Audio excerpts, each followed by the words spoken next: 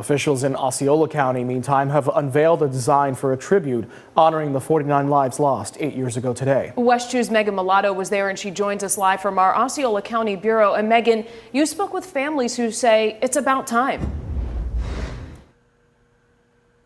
Yeah, loved ones that we spoke with today tell us they've waited 8 years to finally have something to represent those they lost in the Pulse nightclub tragedy. Many of them, more than 20%, called Osceola County home. Without further ado, I present to you Wings of the Rainbow. It's being called Wings of the Rainbow, designed and donated by well-known artist Jeff Ray, a tribute featuring 49 angel wings in various colors, the names of those who lost their lives in the Pulse nightclub tragedy embedded in between. During the day, sunlight will reflect the rainbow across the park.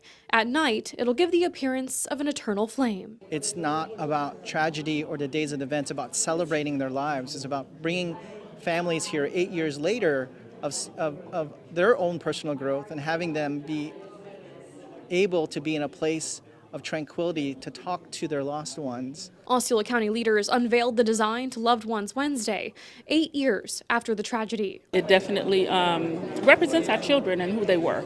You know, they were full of love and life, and this definitely represents that.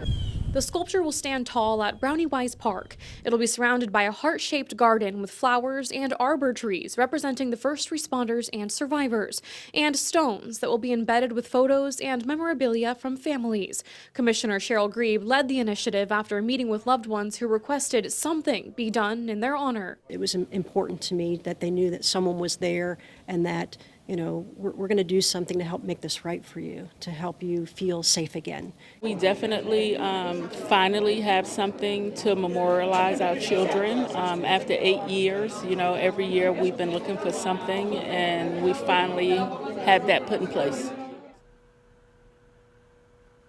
The tribute is also set to have an interactive exhibit where people who visit can leave digital messages and memories by scanning a QR code. We're told the goal is to have the whole thing said and done by this date next year. We're live in our Osceola County Bureau. Megan Mulatto, WESH 2 News.